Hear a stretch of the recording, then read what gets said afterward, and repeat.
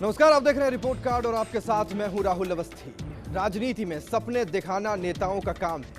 ऐसे सपने जिसमें हमें हमारा शहर न्यूयॉर्क, लंदन और शंघाई नजर आता है। सपने दिखाने का दौर अनवरत है, या यूं कहें कि इनमें से कई सपने ऐसे हैं जो आजादी के बाद से ही दिखाए जा रहे हैं। मजेदार बात देखिए, जैसे ही आंखें खुलती हैं तो यथार्थ की जमीन पर हम उसी जोधपुर, अजमेर या फिर कोटा में होते हैं। ऐसा नहीं है कि विकास नहीं हुआ, लेकिन इस थोड़े बहुत हुए विकास की नींव पर वो हवाई वायदे किए जाते हैं जिसमें हाथी उड़ सकते हैं, मछलियां चल सकती हैं, सांप हाथ पांव चला सकता है और चीलें तैर सकती हैं। छायावाद में दिए गए इन उदाहरणों का जीवन पर महत्व बेहद अहम है। यानी आज की राजनीति की क्या ये तासीर हो चली है कि जो चाहे वो सपने दिखाओ और निकल जाओ, लेकिन यदा कदा जब नेता दिखाई दे जाते हैं या यूं कहें कि जनता की पकड़ में आते हैं तो वक्त जवाब मांगने का होता है। जवाब उन वायदों को लेकर जो किसी मृग तृष्णा से कम या फिर मिराज से कम नहीं है, लेकिन बदलते वक्त के साथ हमारा यानी कि जनता का इंटरेस्ट इन वादों के वजन को मापने का है। और हम आपको देंगे रिपोर्ट कार्ड की शक्ल में वो आधार जिसके जारी होने के बाद सच, हकीकत और सपनों के बीच का फर्क सामने आ जाए। आज जारी होने वाला है जोधपुर का रिपोर्ट कार्ड।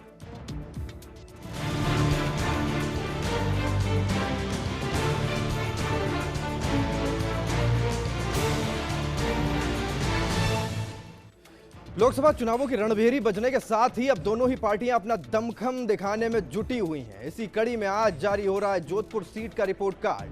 प्रदेश का दूसरा सबसे बड़ा जिला और पश्चिमी राजस्थान का मुख्य केंद्र जोधपुर न सिर्फ सूर्य नगरी के नाम से पहचान रखता, बल्कि मारवाड़ की राजनीति की धुरी भी है।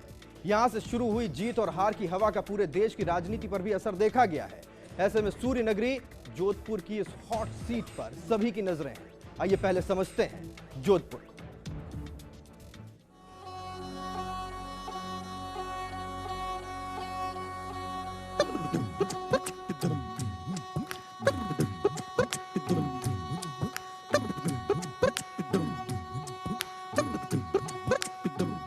अपनेपन और मेहमान नवाजी के लिए पूरे विश्व में अपनी पहचान रखने वाला जोधपुर कई मायनों में अनूठा है।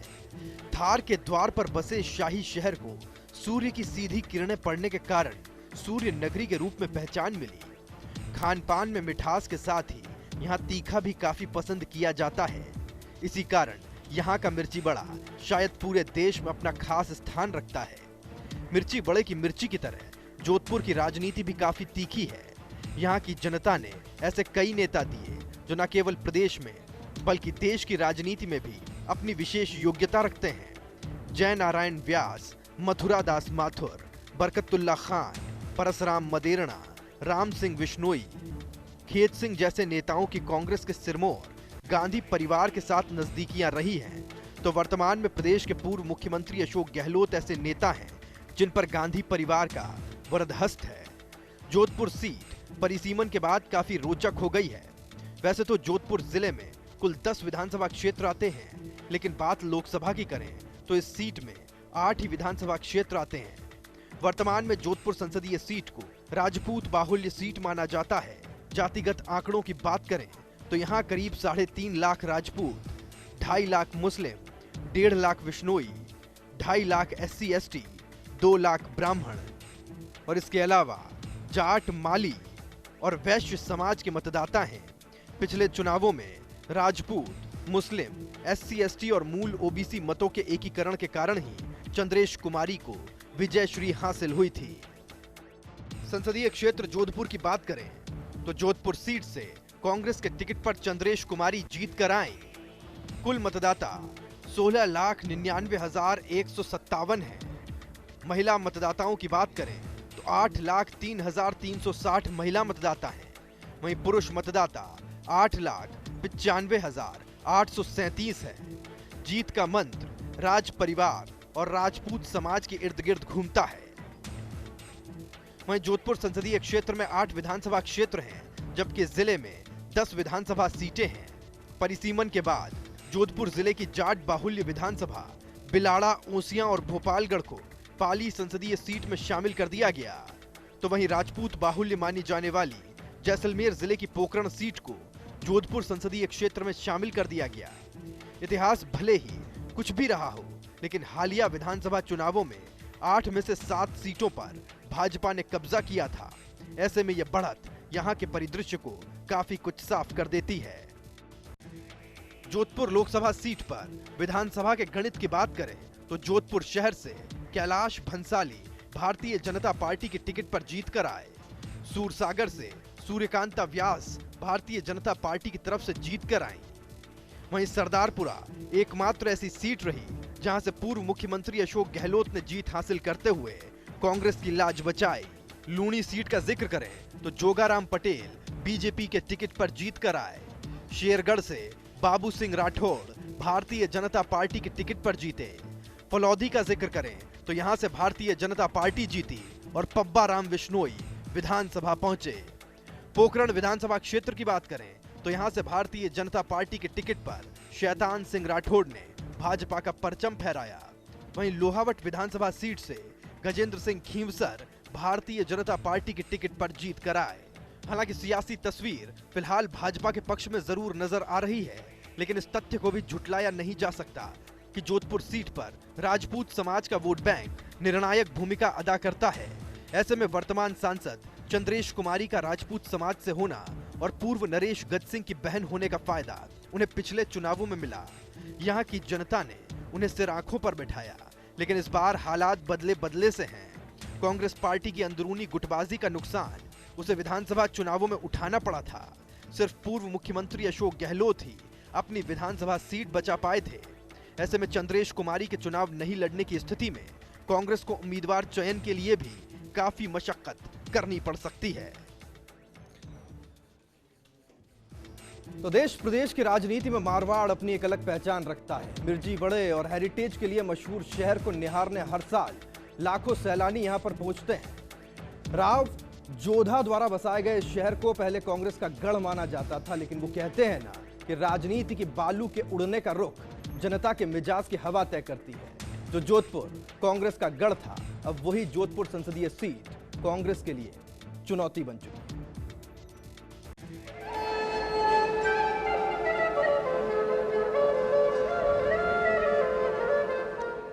राजस्थान को मरुस्थलों का राजा कहा जाता है। इसी मरुस्थल के मुहाने पर बसा है जोधपुर शहर। इसे सूर्य नगरी, ब्लू सिटी और जोधाना के नाम से भी जाना जाता है। मारवाड़ में सबसे ज्यादा दहिया राजपूतों ने राज किया था। सूबे में सबसे ज्यादा गढ़ दहिया राजपूतों के होने के कारण इसे गढ़पति का दर्जा दिया गया। मारवाड़ की राजधानी रहे जोधपुर शहर की नींव राव जोधा ने 1459 में रखी थी। जोधपुर पर राठौड़ वंश ने शासन किया था, जो अपने को भगवान राम का वंशज मानते थे, जिन्होंने कई किले, महल और अन्य इमारतों का निर्माण करवाया। अंग्रेजों की दास्ता से मुक्त होने के बाद जब देश आजाद हुआ तो रियासतों के विलय के समय जोधपुर रियासत अपनी शर्तों के साथ देश में शामिल हुई। ऐसे में उनकी संपत्ति राज परिवार के ही पास रही। आज भी जोधपुर की अधिकांश जमीनें पूर्व राज परिवार के पास ही है। राज परिवार द्वारा निर्मित 15वीं शताब्दी का विशालकाय मेहरानगढ़ किला आन बान शान का प्रतीक है, जो पथरीली पहाड़ी पर 125 मीटर ऊंचाई पर स्थित है। 8 द्वारों और अनगिनत बुर्जों से युक्त ये शहर 10 किलोमीटर लंबी ऊंची दीवार से घिरा है। मेहरानगढ़ जैसी शान का प्रतीक जोधपुर की राजनीति भी रही। मिलनसार प्रवृत्ति के लोगों के लिए आज भी पूर्व राज परिवार सम्माननीय है। ऐसे में राजनीतिज्ञों को उनका समर्थन या आशीर्वाद चुनावों में अहम फैक्टर होता है। तो जोधपुर संसदीय सीट की बात कर रहे हैं, जहां पर परिसीमन का बड़ा प्रभाव पड़ा। जातिगत समीकरण के लिहाज से यह राजपूत बाहुल्य सीट बन गई। सूबे में भले ही राज परिवारों की साख उतनी न रही हो, लेकिन जोधपुर के पूर्व राज परिवार का शुरू से ही राजनीतिक दबदबा जोधपुर में देखा गया। देश की आजादी के बाद खत्म हुई राजनेताओं की रियासतों के बीच भी जोधपुर की पूर्व रियासत ने प्रदेश में अपनी अलग पहचान बनाए रखी। वर्तमान में भी पूर्व राज परिवार के प्रति लोगों की गहरी आस्था है। ऐसी मान्यता है कि हर चुनावों में वही उम्मीदवार विजयी होता है जिसे राज परिवार का साथ मिलता है। जोधपुर लोकसभा सीट का यदि इतिहास देखें तो सबसे पहले महाराजा हनुमंत सिंह ने निर्दलीय 1952 में उम्मीदवार के रूप में कांग्रेस उम्मीदवार मोहम्मद यासीन को शिकस्त देकर जोधपुर के पहले सांसद होने का गौरव हासिल किया। वहीं 1971 में राजमाता कृष्णा कुमारी ने भी निर्दलीय उम्मीदवार के रूप में चुनाव लड़ा और कांग्रेस के आनंद सिंह कच्छावा को शिकस्त देकर सांसद पहुंची। इसके बाद पूर्व नरेश गज सिंह को भी राज्यसभा के लिए चुना गया। वहीं साल 2009 में लोकसभा चुनावों में उनकी बहन चंद्रेश कुमारी को कांग्रेस ने मैदान में उतारा, जो भारी अंतर से विजयी हुई। आंकड़े इस बात का गवाह हैं कि राज परिवार का आज भी जोधपुर में काफी वर्चस्व है, लेकिन इस बार ये देखना काफी रोचक होगा कि क्या ये सिलसिला जारी रहता है या फिर टूटता है। तो बात जोधपुर की है। जोधपुर अपने मावे की कचौरी और मिर्ची बड़े के लिए देश ही नहीं बल्कि विदेशों में भी एक अलग पहचान रखता है। खान पान जैसा ही अलग यहाँ के राजनीति का इतिहास भी रहा है। अगर इस सीट के इतिहास पर नजर डालें तो यहाँ से 8 बार कांग्रेस, 3 बार भाजपा, 3 बार निर्दलीय तो 1 बार जनता पार्टी के प्रत्याशी को विजय श्री हासिल हुई है। आइए पलटते हैं जोधपुर के राजनीतिक इतिहास के पन्ने। जोधपुर जिले के अगर राजनीतिक इतिहास की बात करें तो आंकड़ों के दम पर कांग्रेस काफी मजबूत नजर आती है। इस सीट पर हुए अब तक लोकसभा चुनावों में 16 में से 8 बार कांग्रेस विजयी हुई है, लेकिन 3 बार निर्दलीय की जीत भी काफी कुछ बयां कर देती है। आइए इतिहास के पन्नों में जानते हैं जोधपुर लोकसभा सीट का हाल। 1952 में हुए पहले लोकसभा चुनावों में निर्दलीय के तौर पर राज परिवार से संबंध रखने वाले हनुमंत सिंह ने जीत हासिल की, लेकिन उनके निधन के बाद 1952 में ही हुए उपचुनावों में निर्दलीय के तौर पर जसवंत राज मेहता ने इस सीट से जीत हासिल की। वहीं 1957 में कांग्रेस के टिकट पर जसवंत राज मेहता एक बार फिर लोकसभा पहुंचे। 1962 का जिक्र करें तो यहां से निर्दलीय लक्ष्मीमल सिंघवी ने लोकसभा का रास्ता पकड़ा। वहीं 1967 के चुनावों में कांग्रेस के टिकट पर एन सांघी जीत कर आए।